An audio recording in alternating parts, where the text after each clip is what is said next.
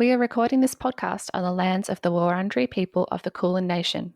We wish to pay our respects to elders past, present and emerging, and extend our respects to any Aboriginal or Torres Strait Islander people who may be listening.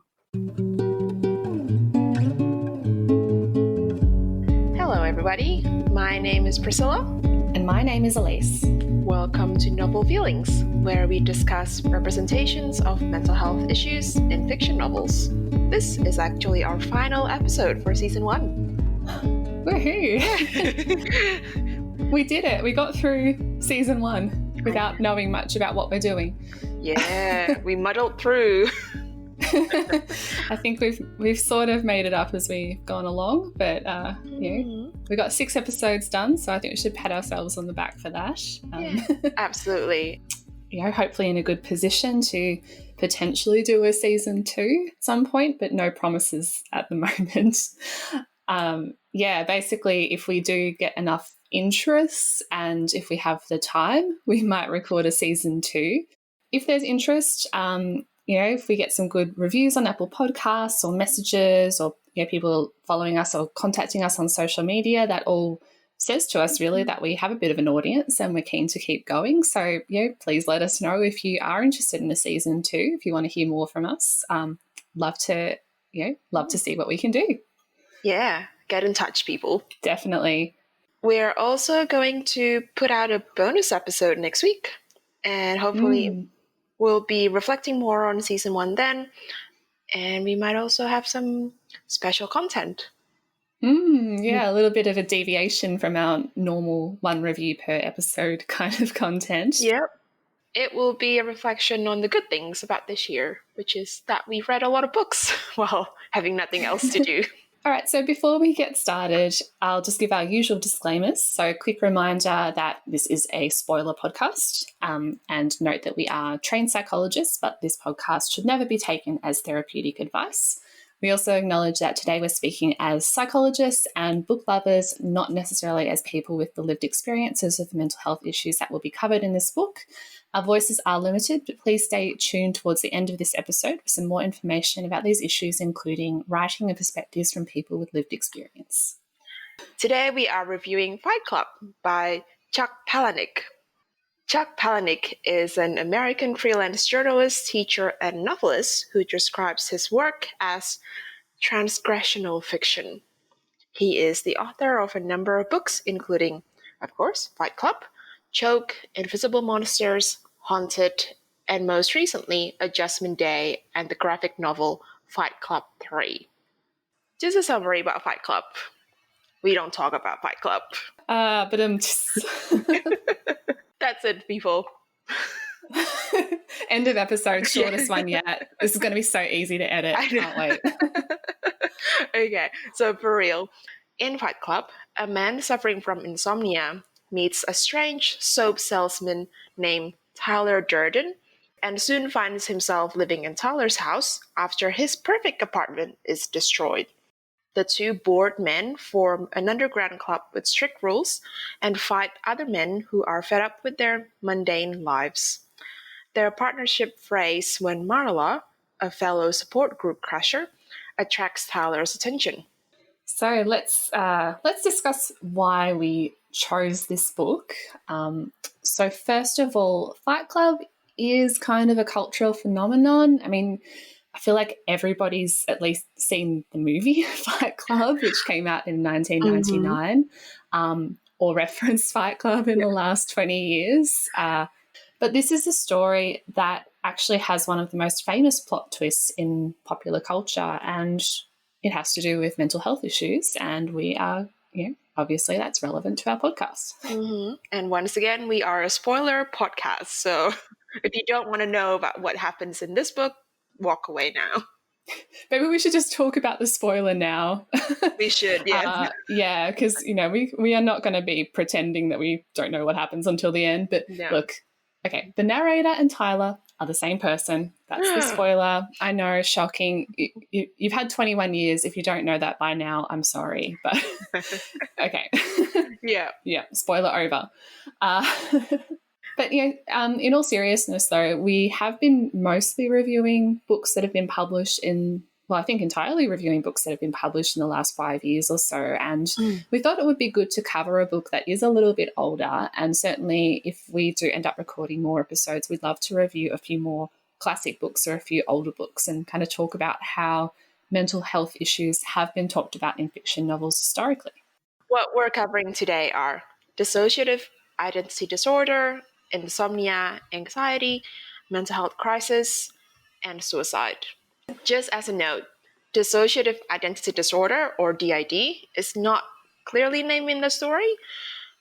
The narrator does say dissociative personality disorder and schizophrenic at one point, sort of self-diagnosing inaccurately, might I add.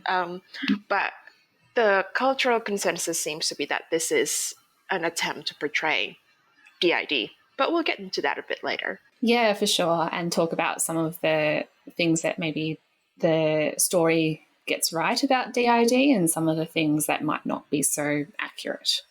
And I'll just give an additional content note or trigger warning that we will be talking as well about violence, sexism, and an awful lot of toxic masculinity in this story.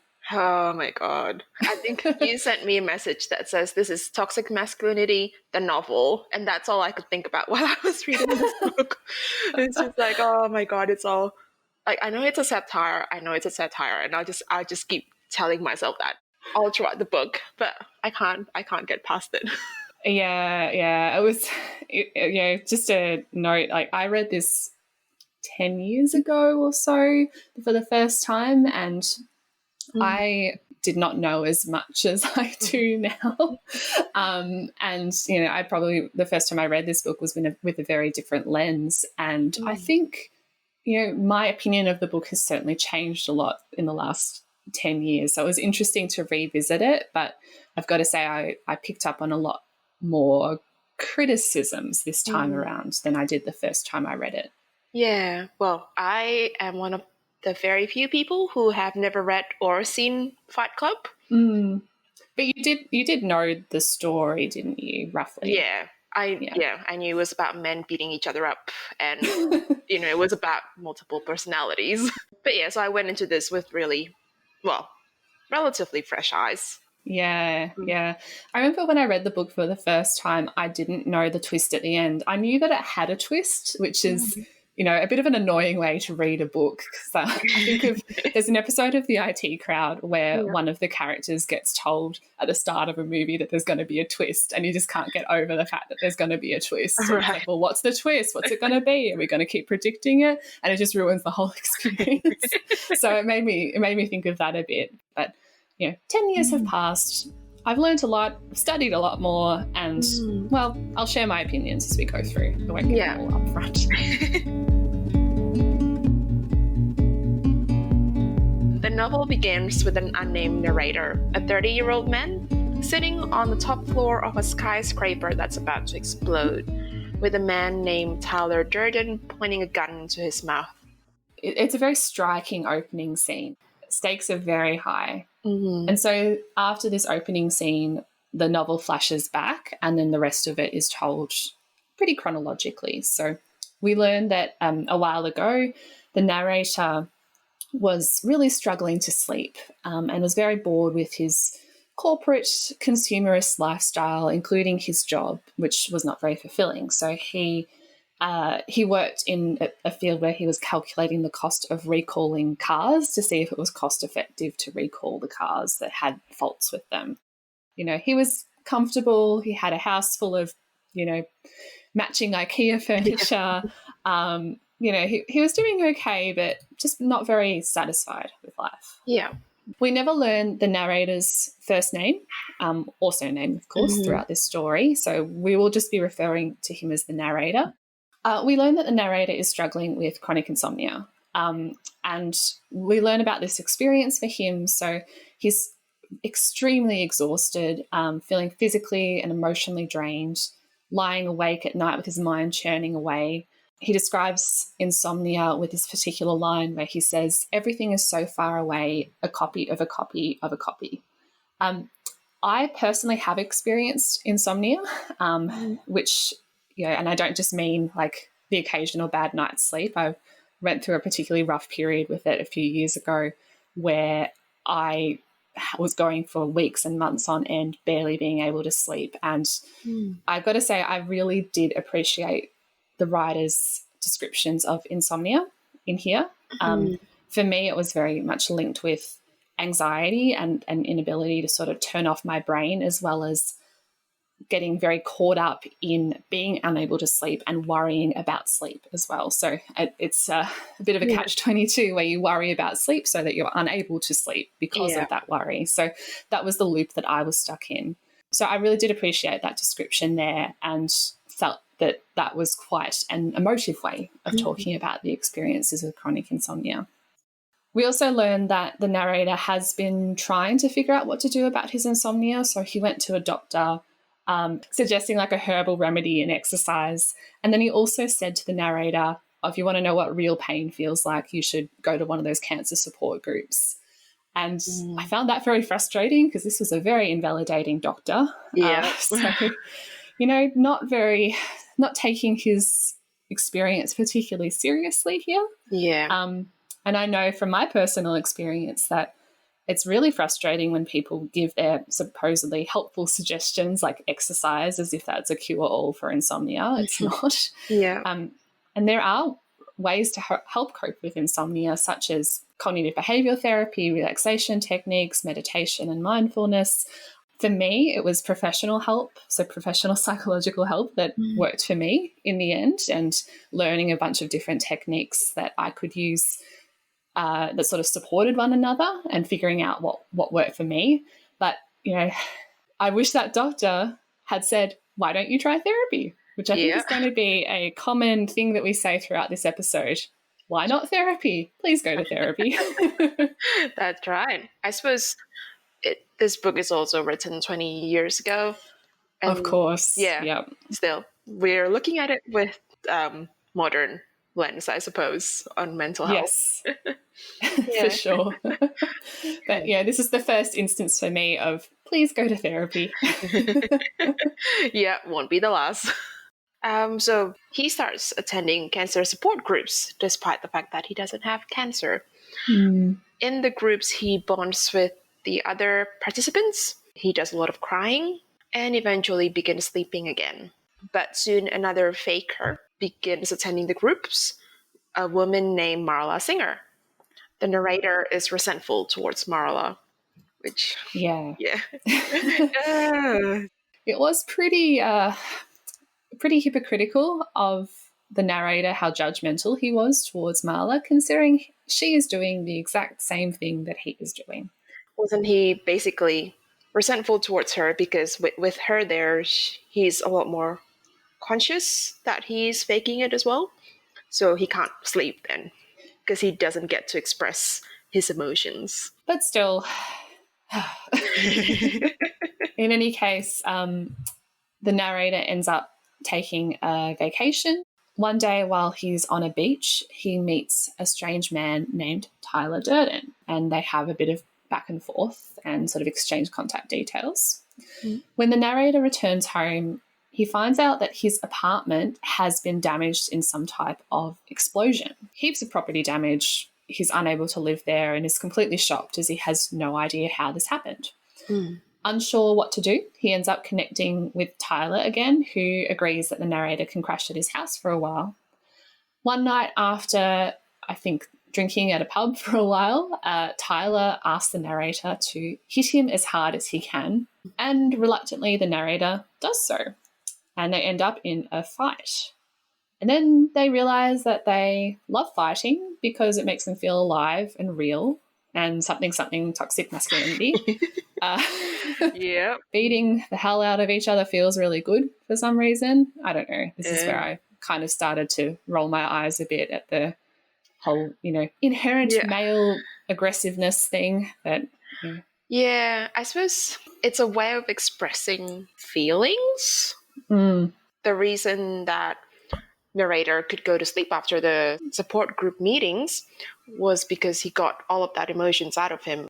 He connected with other people. And the narrator is definitely repressing a lot. He's not exactly open about much about what's going on. So Yeah. this is one of the first opportunities he's had since the support groups to actually get some of this inherent rage and dissatisfaction with the world out. But, again, I just think, is this really the best way to do this? Yeah. Yeah. No. In any case, they love it. And, obviously it keeps going on. So Tyler works odd jobs as a waiter at a fancy hotel and a projectionist in a movie theater at night. Tyler is very nihilistic and pessimistic. He uses his jobs to, quote, sabotage society, unquote, through small acts such as urinating in fancy dishes at the hotel and splicing single frames of pornography into family movies. He also makes and sells soap and sells it in fancy department stores. Pretty gross. They're urinating stuff, especially. Yeah, but also splicing pornography into family movies. I mean, that's, it's pretty awful once you stop to think about it. And it just, it makes me think, why? How is this effectively sabotaging society? It's an act of rebellion towards something, but it's not accomplishing anything except to make other people feel quite distressed. The people that he's hurting don't presumably even realize that this is happening.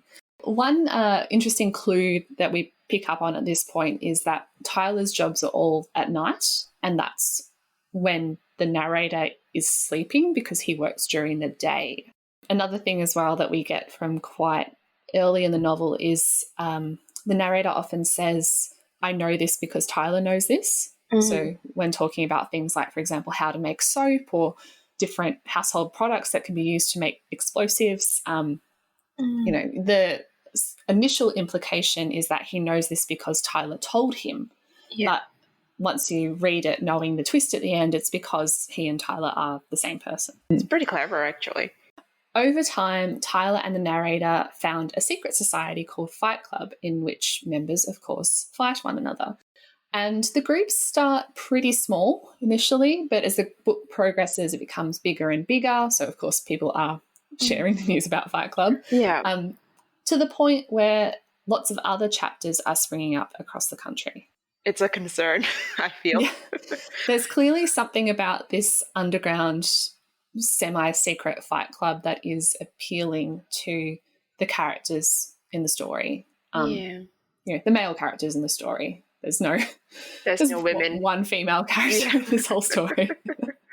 And I suppose I wonder if this is, again, this is a satire. So it must be a commentary on, I don't know, the darkness of the masculinity or something. Yeah, I guess so. But one of the difficulties with this is that I find it hard to tell what elements the author is criticizing and what elements he's advocating for.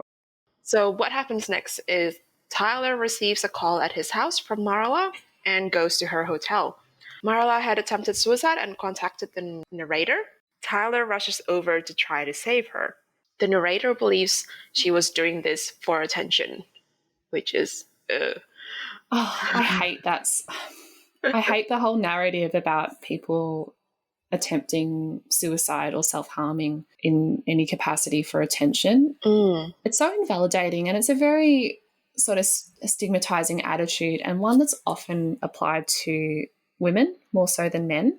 Because there's definitely a misogynistic undertone to that idea of hurting oneself for attention. I don't want to go too much into it in this particular episode, but it's not particularly accurate. I'm not saying it never happens or that there isn't some form of communication that can be a motivation, but in this case, like, the narrator has almost no empathy for Marla here and doesn't even want to go and help her when she's calling him for help.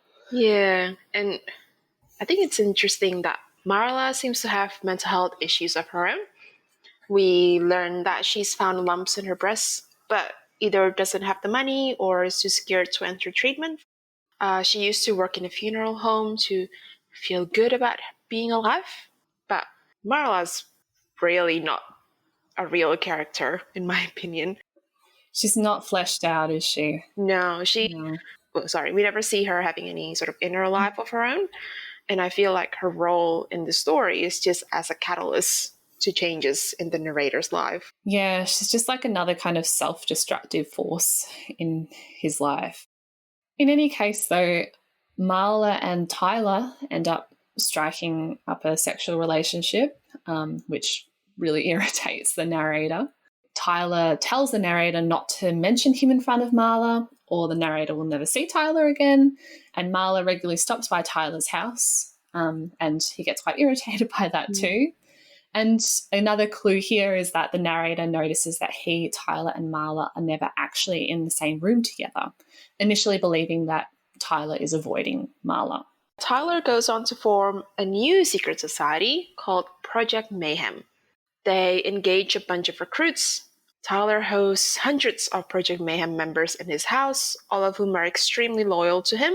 He also sends out his followers on missions to destroy society through starting fights, bombings, vandalism, all sorts of anarchy, really. Mm-hmm. The narrator also attends Project Mayhem, but finds himself becoming somewhat concerned about what is happening. Yep, because this is a cult. It's a cult, right? It is a cult. Yeah, they give up, exactly, they gave up their lives to join a group with a charismatic leader, and they do whatever he says. Yeah, they dress alike, they spend all day doing either chores around the house or doing things that are specifically prescribed by Project Mayhem to destroy society through, it's anything ranging from like walking down the street and seeing if you can prompt a stranger to get into a fight with you to, more kind of urinating in soup style things. But then they keep getting bigger and bigger to the point where it's not so much those small scale things. Like the scale definitely grows over time to the point where it is actually causing property damage and it is actually hurting people. For a group of men who's all about destroying society and upending the rules, they are very much into Tyler's rules. So while Project Mayhem goes on as usual, Tyler disappears altogether. The narrator is confused, and he tries to track down Tyler by going to different bars and clubs. Eventually, the narrator realizes the truth. Everyone thinks that he is Tyler Durden. The narrator calls Marla, and she too addresses him as Tyler. Suddenly, Tyler appears before the narrator and explains that he's the narrator's alter ego.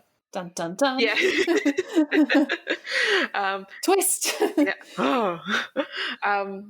So he and the narrator share the same body, but Tyler is braver and more charismatic than the narrator. He's the narrator's unconscious wish fulfillment of his repressed desires. So this means that the narrator actually blew up his own apartment. He's also the one who's been seeing and dating in air quotes, I suppose, Marla, organizing Project Mayhem missions and converting human fat into soap and explosives. Yeah, we didn't touch on that, but it's so disturbing. It's so gross. Anyway, with all of these realizations, the narrator, frightened of what he's becoming, tells Marla the truth.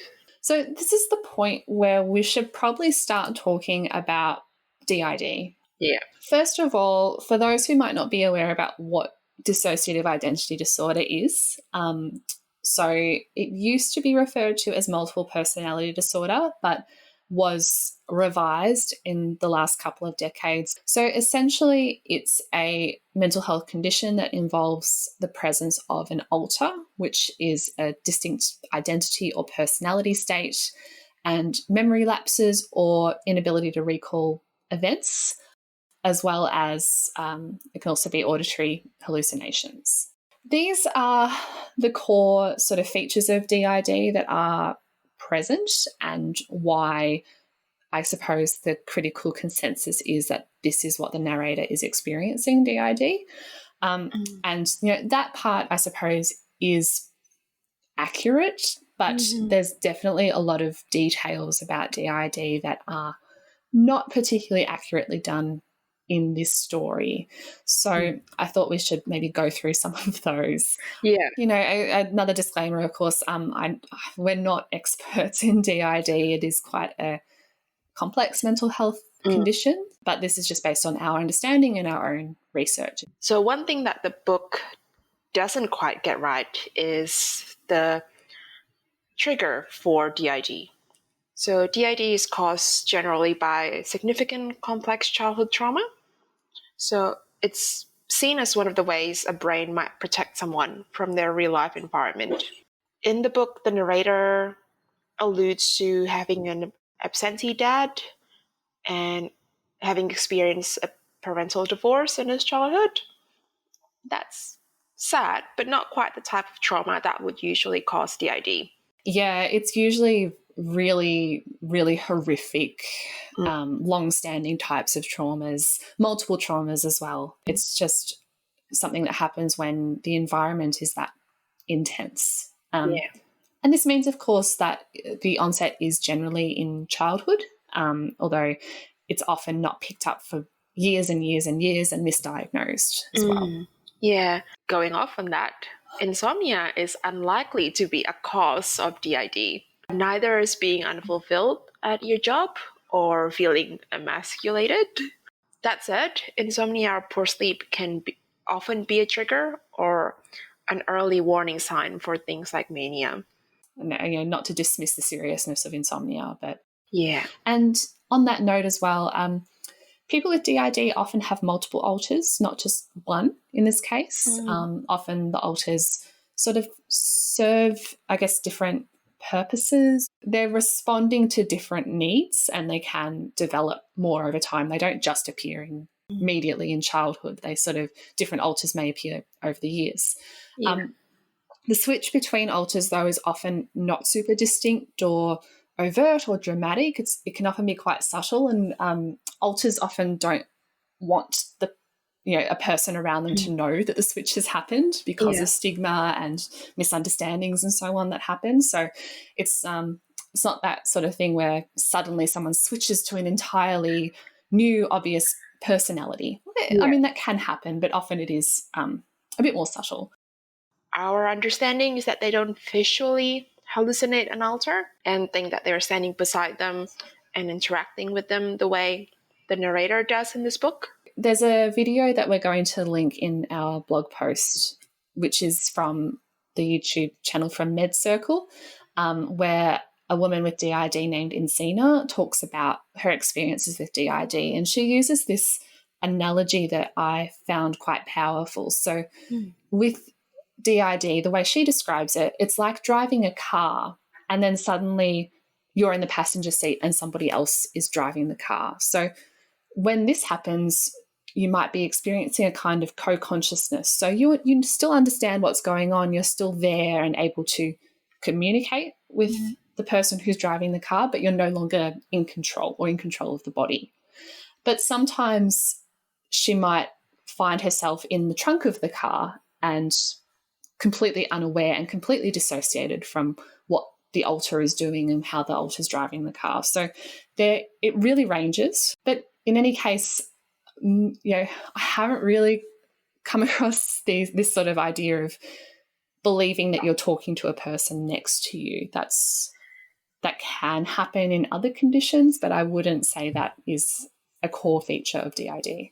The narrator says something about how he's in the same paragraph as him naming it dissociative identity.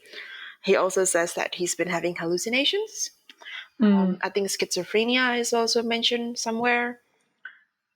Those are very different things. Yeah, although comorbidity is possible, so meaning that people can have DID and other things going on. But I guess the point is really that they're not the same thing. No. And it's not a core feature of DID to be having a hallucination in that sense. Yeah, and the alters are not hallucinations. No, they're not. Definitely not. And then finally, one of the other things that we wanted to flag is that most people with DID are not violent. It's not sort of like an alter representing all your repressed aggressive Yeah. tendencies. It's people with DID have often experienced violence or have experienced many different forms of abuse. And it's such a stereotype, particularly in media, that people with DID are murderers, that they're antisocial, that they're going to hurt other people. Most people with DID are able to live a relatively normal life, hold a job, have relationships and so on. And that's not to say that it's easy to live with. For most people, a lot of people will require some kind of long-term support, but it's definitely not a case of people with DID being inherently violent. Those are the key things that we wanted to cover about DID. Yeah. So, getting back to the plot, I suppose. Yeah. At this stage, we're getting a lot of revelations about what's actually happened throughout the book. The narrator tries to shut down Project Mayhem and the Fight Club, only to realize that Tyler has prepared his loyal followers for this possibility. So the members throw the narrator out of the meetings and begin keeping tabs on him. Then the narrator discovers that his boss has died in a freak explosion, and he realizes that Tyler and Project Mayhem are responsible for this. Project Mayhem tracks down the narrator, addressing him as Mr. Durden, and prepares to castrate him for his disloyalty. The narrator loses consciousness. It's pretty intense. Yeah. I don't like that sort of physical violence stuff, but credit where it's due, the scene was really well written. It's really tense. And I wanted it to stop, but I also was sort of stuck in it, if that makes sense. Yeah. After this scene, the narrator wakes up in the ruins of his old apartment. Thankfully, he hasn't been castrated. So he ends up finding Marla, who tells him that he, as Tyler, has murdered more people. The narrator loses consciousness again, finds himself at the top floor of a skyscraper, right where he was at the beginning of the novel. And Tyler is there and explains that they, in quotation marks, will now die in a blaze of glory. And the narrator attempts to put a stop to this by having a suicide attempt. But he does end up surviving the suicide attempt, which we learn in the final chapter of the book, or the epilogue. The narrator is injured but alive. He believes that he is in heaven, but the reader can understand, based on the context, that he's actually in a hospital, quite likely in some kind of psychiatric ward. Tyler hasn't actually disturbed him since his suicide attempt. He's in contact with Marla, who writes him letters while he's recovering. But occasionally, Project Mayhem members stop by and keep addressing him as Mr. Durden, saying that they're eager for him to get back to work. And that's how the story ends. I also wonder what that ending means for his DID. My interpretation of that was that the author was implying that through the way that he injured himself, that sort of destroyed the Tyler part of him. Right, yeah. Which is certainly not how that would actually work with DID in real life, or with that kind of injury in real life. Yeah. But I think that's the implication there. But we don't know, of course, because we only get one scene after that happens. It's a fitting ending to the book, I feel, because it's creepy still. Yeah, it's still ominous. That's right. The Project Mayhem members are like, "We'll get you back, Mr. Durden." And I'm like, please stop.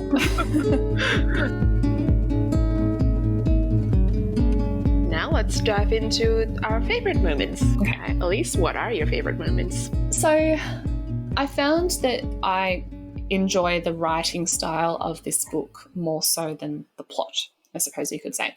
So I do want to talk about how Chuck Palahniuk plays with language and plays with repetition. So, for example, there's a sort of stylistic choice he uses where he says things like, "I am Jack's sense of impending doom," which is based on like a Reader's Digest article where they talk about different organs in the first person perspective. And that's used throughout the book to kind of describe how the narrator is feeling. and is why in the film at least, a lot of people refer to the narrator as Jack. And yeah, there's just a lot of great sort of memorable lines that come up, such as the one I highlighted earlier, a copy of a copy of a copy. There's another line where he says, I wanted to destroy something beautiful, which is a bit jokerish to me, but that line has always struck me as memorable. Yeah. And, because we have an unreliable narrator, but going into this knowing the twist, you do pick up a lot of clues, and it's quite interesting to do that as you go along. And the parts of the book where he slowly starts to realise what's going on, I found to be quite well written, even if, as we've discussed, they might not be the most accurate depiction of DID. Yeah. How about you? I agree. I think Chuck Palahniuk is a really excellent writer. And what you mentioned before about his lines and his repetitions, I feel like they sometimes add to that sense of unreality. I definitely enjoyed going into this book knowing that the twist is there, because I like being able to pick up on the clues as well. Though, on the other hand, that sort of took away from my enjoyment, because I just kept thinking, that's not really how DID works. I think it might have been a different experience for you had you read this without knowing the twist. Yeah, I think it would have. In a weird way, those more tense and scarier Project Mayhem moments are also my favorite in terms of the writing. How about your star rating? I gave it a 2 stars. I'm sure there will be people who will say, you just don't get it. And I don't know, maybe, but I think it's just not for me. One of my friends actually laughed when she saw that I read this, so that tells you how much out of my comfort zone this book is. But yeah, I think sometimes the satire aspect of this might be lost in translation a bit. Yeah. So I find that if a man says this is his favorite book and Tyler Durden is the kind of ideal masculinity, that would be a huge red flag for me. Yeah, imagine seeing that on someone's Tinder profile or something. Swipe left so hard. Definitely. What about you? What is your star rating for this? I originally, back 10 years ago, gave this 5 stars, and I blame being a teenager when I read this. Yeah. I think I was a teenager anyway. It was roughly 10 years ago. Yeah. Look, I revised my rating after reading this again as an adult to 3 stars. Yeah. And I might be being a bit generous there. I think it's 3 stars mostly for the writing and the moments that I flagged earlier. Yeah. I found that this book didn't really live up to my memory of it. And, let's just say I've learned a lot about feminism, the patriarchy, and mental health since then. So, look, it's a classic. It's a sort of story that is memorable. It gets under your skin. And I do understand and can relate to the parts about things like existential dread, consumerism, anti-consumerism, I should say, and anti-capitalism, and about being successful but deeply unhappy.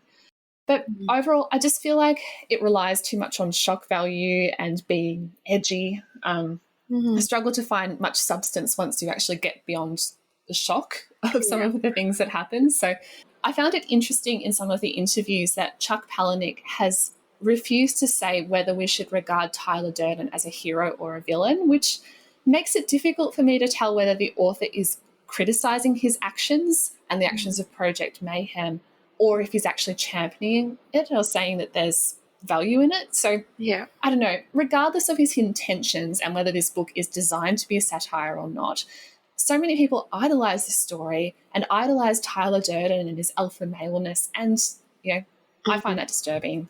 Yeah. And as we flagged, I really wish that we'd had more nuance in Marla's portrayal as the one female character in this. Yeah. I would have loved her to have been built up a bit more and been a bit more 3D.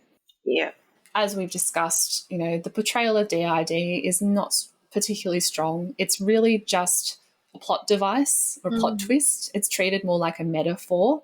And I don't really agree with using mental health issues, particularly trauma or trauma-based mental health issues, as being a metaphor. I think that's not a good idea. And I acknowledge this was written in the 90s and it might have been, there's less going on in the mental health advocacy world. It might have been more challenging to research. What we knew about DID was different then. But look, I can only really look at this accurately through a 2020 lens and what I know now. And, as we've discussed, it just doesn't quite hit the mark with DID. Yeah, and I suppose that's the interesting thing about reading classics.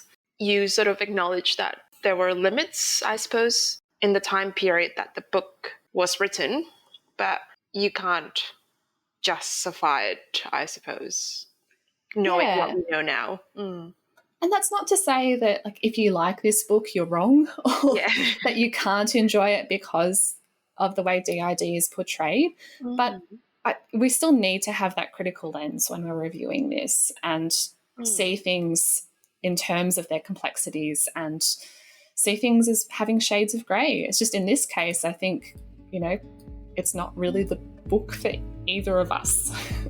No, I am swiping left on this book. Let's get into our recommended reading, shall we?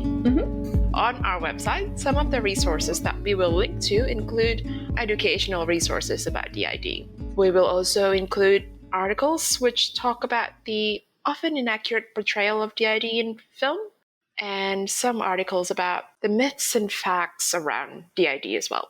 And if you like this book and you're interested in checking out something similar, if you like that kind of thriller aspect, if you like shock value, if you like people acting far outside of the norms of society, then you might enjoy his other work. Some of his well-known novels include Choke and Invisible Monsters. Unfortunately, I haven't really come across any particularly good discussions around DID in fiction novels. But, listener, I urge you, if you have come across any of these, please let us know. We'd be keen to check them out in the future. Yeah, the only thing I can think of is the character of, is it Ali in Heroes? I haven't seen Heroes. Oh, I don't know if I recommend it, but there is a character in Heroes who has DID. I can't remember if that was accurate or not. But if you do remember it, feel free to let me know. There's also the TV series United States of Tara, starring Toni Collette, which was on a few years ago. I haven't seen it personally. I have heard that it's fairly good representation of DID. People have said it's, as compared to a lot of the other depictions of DID in popular media, it does a pretty good job. It's well researched and it's much more accurate in terms of things like causes of DID and how it might be expressed. Yeah. So if you've seen it and want to comment on it, please let us know. Maybe we should check it out. When it comes to including voices from lived experience, so unfortunately we couldn't find anything specific where a person living with DID talks about Fight Club, although I'm sure it is out there somewhere. We just weren't able to track it down. But what we will be linking on our episode blog is the YouTube video that I mentioned earlier featuring Insomnia from MedCircle's YouTube channel. It's well worth a watch. So please check them out. And that wraps us up for today and for season 1. Oh my goodness. Wow. Okay. It's amazing. Thank you so much for listening to us this year, and we hope you have a lovely Christmas and New Year period. We all deserve a break after 2020. And if you are in lockdown and, if we're lucky in Melbourne, this might be, I'm hoping that this is still the case by the time this episode actually goes to air. We're lucky where we are in Victoria, in Melbourne, that we aren't having particularly high numbers of COVID-19 cases, but we know that's not the case elsewhere in the world. So if you are in lockdown, we hope that you're doing okay and that you're staying safe and that you do still have a bit of a break over the Christmas and New Year period. Yeah, look after yourselves. For all the resources that we mentioned in this episode, check out our website, novelfeelings.com. We post an episode summary and links to further reading for each episode, as well as information about getting support for you or somebody you care about. If you like us, please remember to leave us a review on Apple Podcasts or wherever you get your podcasts. I'm going to emphasize that again, because if you want us to record a season 2, please let us know that you like what you've heard. We'd love to know if our audience is keen to hear more from us. Yeah. If you want to ask us a question or just to chat, you can send us a message via our website or by us on social media. At the moment, we are on Twitter and Goodreads. Find us on Twitter at novel_feelings and on Goodreads via goodreads.com/novel_feelings. You can also find me on Bookstagram or Instagram.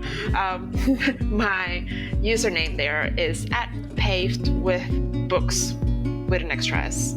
Well, we hope to see you all in 2021 if we do end up recording season 2. In any case, please check out our bonus episode launching soon, where we will be reflecting on the process of recording season 1, as well as talking a little bit more about some of our favourite reads of 2020. Not necessarily just about books featuring stories about mental health issues as well. Just excellent books. Excellent books in general. All right. Well, thanks for listening. Thank you for listening, everybody. See you next time.